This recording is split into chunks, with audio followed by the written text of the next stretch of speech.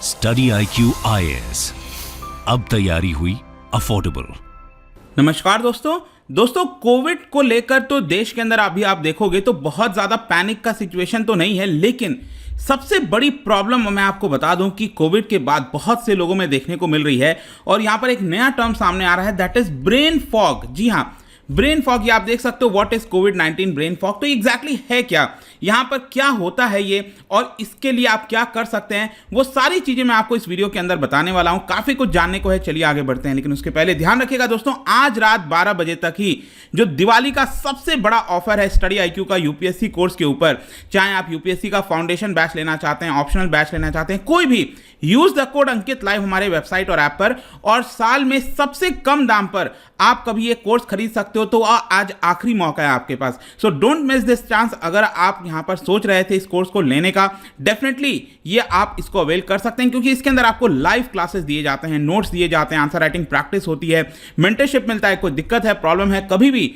आप अपने मेंटर से पूछ सकते हैं। इसके अलावा अगर आपको MCQs अटेम्प्ट करना है तो मेरे इंस्टा पेज पर जाइए, वहां पर स्टोरीज में जितने भी MCQs हैं उसको आप अटेम्प्ट कर पाएंगे। तो चलिए दोस्तों, सबसे पहले देखते हैं एग्जैक्टली अभी हो क्या रहा है। देखिए, कोविड-19 जो पैंडेमिक आया था उसके बाद से आपने देखा होगा कि कई सारे जो साइंटिफिक और मेडिकल टर्म्स हैं हमारे डेली जीवन में आ गया है। आम नागरिक भी आजकल क्या है, वायरल स्ट्रेन, PCR टेस्ट क्या होता है, मोर्टेलिटी रेट्स क्या होता है, बहुत सारी चीज़ों के बारे में डिस्कस करने लग गया है, जिसको शायद पहले इस तरह की जानकारी नहीं होती थी। लेकिन यहां पर एक और नया टर्म जुड़ गया है, that is brain fog. Brain fog, जो नॉर्मल जो फॉग हम देखते हैं ना हमारे आसपास, वही फॉग की हम बात कर रहे हैं यहां पर। तो ये ब्रेन फॉग यहां पर कोविड से रिलेटेड कई सिम्टम्स बताए जा रहे हैं, लॉन्ग कोविड के दौरान ब्रेन फॉग देखने को मिलता है, ये बताया जा रहा है। तो चलो सबसे पहले समझते हैं ब्रेन फॉग है क्या। देखो, ब्रेन फॉग सबसे पहले तो आप ये समझिए कि ये उस चीज को बोला जा रहा है जो कोविड पेशेंट्स हैं, मतलब कोविड हो गया एक बार, ठीक है, उसके बाद यहां पर पेशेंट्स के अंदर कई सारे सिम्टम्स देखने को मिल रहे हैं। तो जो पर्टिकुलर सिम्टम्स देखा गया है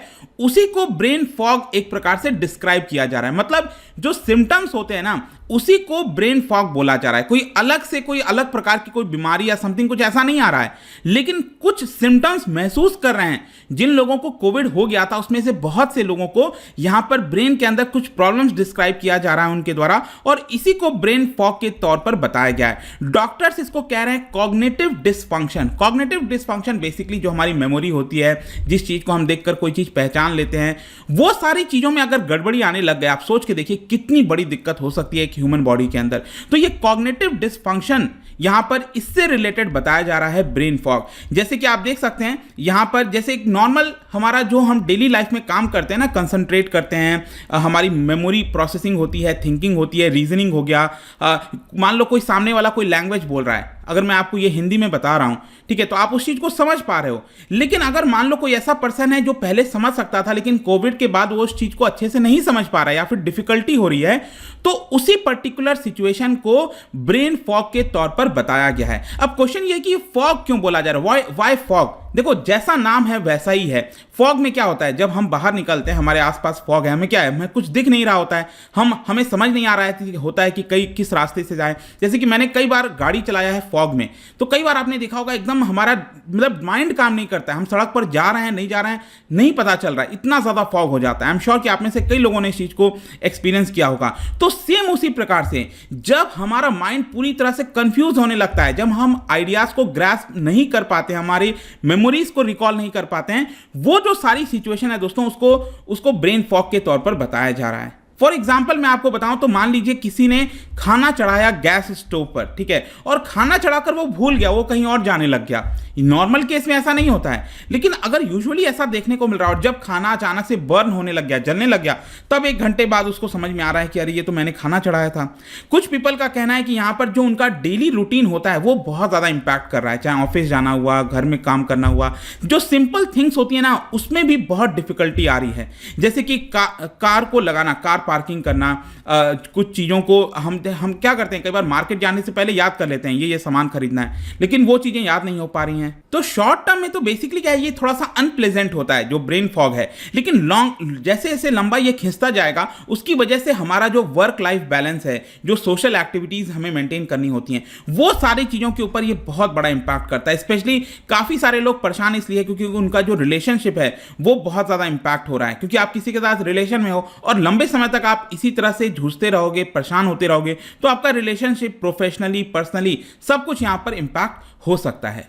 इनफैक्ट मैं आपको बताऊं तो ब्रेन फॉग का जो सिम्टम्स है ना, वो काफी हद तक अल्जाइमर डिजीज से रिलेटेड बताया जा रहा है। अगेन अल्जाइमर डिजीज क्या है, वो भी अगेन मेमोरी हो गया, हमारे ब्रेन से रिलेटेड है। तो वैसा ही कुछ कंडीशंस भी यहां पर बताया जा रहा है। और आपको एक और डिफरेंस समझना है, जो अल्जाइमर डिजीज होता है वो ज्यादातर ओल्ड एज पीपल में देखने को मिलता है, लेकिन जब हम ब्रेन फॉग की बात कर रहे हैं, ब्रेन फॉग सभी एज में, सभी एज ग्रुप जो यंग पीपल हैं उनके अंदर भी ये जो सिम्टम्स हैं वो देखने को मिल रहा है। अब क्वेश्चन ये है कि क्या ये कोविड से क्यों रिलेटेड इसको बताया जा रहा है। देखो, ब्रेन फॉग बाकी चीजों की वजह से भी होता है, लेकिन यहां पर जो सर्वे किया गया था, तो रिपोर्ट सामने आई है, उसमें सबसे पहले आप देख सकते हो कुछ आंकड़ा कि 20 to 30% of the people have brain fog 3 months after infection. कोविड-19 हो गया, 3 महीने के बाद, इन्फेक्शन के बाद 20 to 30% पीपल में ब्रेन फॉग जैसी समस्या देखने को मिली। अब इंटेंसिटी हो सकता है कि किसी का हाई हो, किसी का कम हो। इसके अलावा जिनको लॉन्ग कोविड होता है, लॉन्ग कोविड आपने देखा होगा ना, कोविड होने के बाद भी कई सारे सिम्टम्स लंबे समय तक जब चल रहे होते हैं, वो आपका लॉन्ग कोविड से रिलेटेड होता है, जो कॉम्प्लिकेशंस होते हैं। तो 85% पीपल में जिनको लॉन्ग कोविड है, उनके अंदर ब्रेन फॉग देखने को मिला है। लेकिन जैसा मैंने आपको बताया कि ब्रेन फॉग कॉमन है बाकी चीजों में भी, जैसे कि ट्रॉमेटिक ब्रेन इंजरी अचानक से हुआ तो उस केस में भी नॉर्मल पर्सन को ब्रेन फॉग हो सकता है। HIV अगर होता है, इस केस में भी हो सकता है। पोस्ट ट्रीटमेंट कई सारी जो चीजें होती हैं दोस्तों, कीमोथेरेपी हो गया, कैंसर का जो ट्रीटमेंट होता है, उस केस में भी ब्रेन फॉग हो सकता है। लेकिन जो कोविड है होता है जिन लोगों को, उनके अंदर भी यहां पर बड़े संख्या में यहां पर ब्रेन फॉग देखा गया, और इसीलिए इसकी कोविड से इसको लिंक करके बताया जा रहा है। अब क्वेश्चन ये है कि आखिरकार ये होता क्यों है। ठीक है, क्वेश्चन तो ये भी दिमाग में आएगा।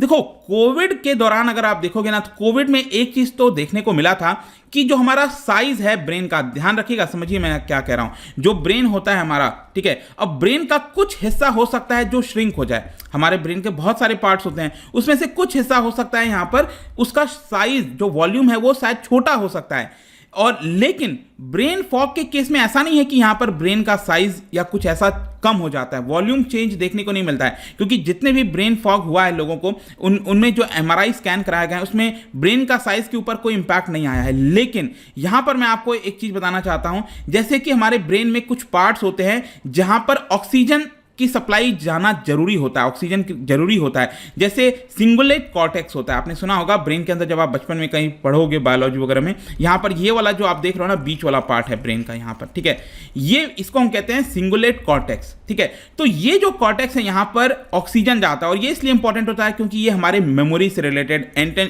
अटेंशन से रिलेटेड, ये सारी चीजों से ये काम करता है, इसकी वजह से ये फंक्शन करता है, हमें मेमोरी जैसी चीज़ों को प्रोवाइड करता है। तो यहाँ पर अगर ऑक्सीजन नहीं जाएगा तो ये प्रॉब्लम क्रिएट कर सकता है। तो ब्रेन फॉग में ये बताया जा रहा है कि जो ऑक्सीजन पहुंचना चाहिए था यहाँ पर, वो शायद ऑक्सीजन नहीं पहुंच रहा है, उसकी मात्रा कम हो रही है, और इसीलिए जो मैंने आपको सिम्टम्स बताए, ये सारी चीज़ें जो अभी बताई थी ब्रेन फॉग में होता क्या है, वो सारे प्रॉब्लम्स यहाँ पर आपको देखने को मिलेंगे। एंड देयर इज प्रॉब्लम इसमें एक और चीज है कि मान लो किसी को ब्रेन फॉग है कि नहीं, इसके लिए ऐसा नहीं है कि कोई आपने एक सिंगल टेस्ट करा लिया और इससे पता चल जाएगा। यहां पर सबसे बड़ा प्रॉब्लम यह है कि आपको बहुत सारे टेस्टिंग करानी होती है, तब जाकर यहां पर स्टैब्लिश होता है कि ब्रेन फॉग है कि नहीं। तो यह भी एक बहुत बड़ा दिक्कत है कि किसी को ब्रेन फॉग है कि नहीं, उसको पहचानना ही अपने आप में बड़ी प्रॉब्लम हो जाती है। लेकिन क्वेश्चन ये है कि आप ब्रेन फॉग से कैसे इसको मैनेज कर सकते हैं, क्योंकि नॉर्मल बहुत से लोगों में ये चीज देखने को मिल रहा है। यहां पर दो चीजें बताई जा रही हैं दोस्तों। सबसे पहला बोला गया है developing coping strategies. Coping strategies का मतलब यह है कि हमें डेली जीवन में अपने आप को ही बदलने की थोड़ी जरूरत है। जैसे विजुअल रिमाइंडर्स हो गया, कैलेंडर्स पर लिख लेना ताकि हम भूलें ना, डिजिटल अलर्ट हो गया, टाइमर्स हो गया, और मान लो कोई ड्यूटीज, वर्क ड्यूटीज वगैरह हैं, उसको हमें अलर्ट किया जा सके। तो ये कोपिंग स्ट्रैटेजीज होती हैं, ठीक है। एक तो ये हो गया, और दूसरा है prioritising time to rest. Rest यहां पर बहुत जरूरी है, जो मैं आपको आगे बताऊंगा। लेकिन क्लिनिकल ट्रायल्स वगैरह में मैं आपको एक और चीज बता दूं कि यहां पर एक मेडिकेशन है नैल्ट्रेक्सोन।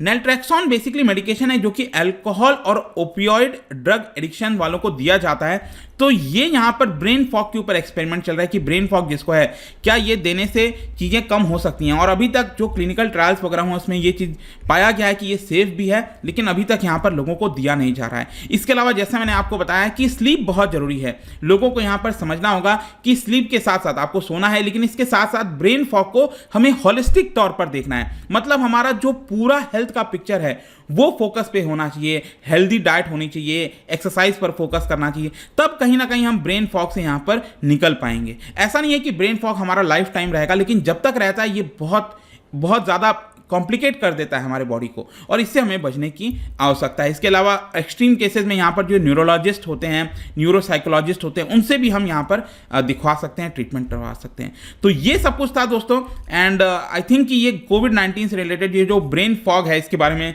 सब कुछ आपको पता चल गया होगा। और जाने से पहले एक इंटरेस्टिंग क्वेश्चन क्या बता सकें, क्योंकि हम ब्रेन की बात कर रहे हैं, which of these functions will be affected if the medulla oblongata, मतलब हमारे ब्रेन में आपने देखा होगा ना मेडुला ओब्लांगाटा, ये डैमेज अगर हो जाता है तो ये क्या इंपैक्ट करता है, कौन से फंक्शन को इंपैक्ट करता है हमारे बॉडी के, इसका बताना है। इसका राइट आंसर आप सबको पता है, मेरे इंस्टाग्राम पर तो मिलेगा ही, वहां पर अगर आप नहीं हो कोई बात नहीं, टेलीग्राम से भी ले सकते हैं इसका सही उत्तर। मैं कई सारे जो एमसीक्यूज हैं वो यहाँ पर स्टोरीज में डालता रहता हूँ। बाकी अगर आपको पीडीएफ चाहिए तो टेलीग्राम पर आइए, अलग अलग सोशल मीडिया पर आप जुड़ पाओगे। और जैसा मैंने बताया यूपीएससी की तैयारी दोस्तों आप कर सकते हैं, and today is the last day to avail the big Diwali offer, तो don't miss this. I hope कि वीडियो आपको पसंद आया होगा। मिलता हूं आपसे next time, till then thank you very much, see you soon.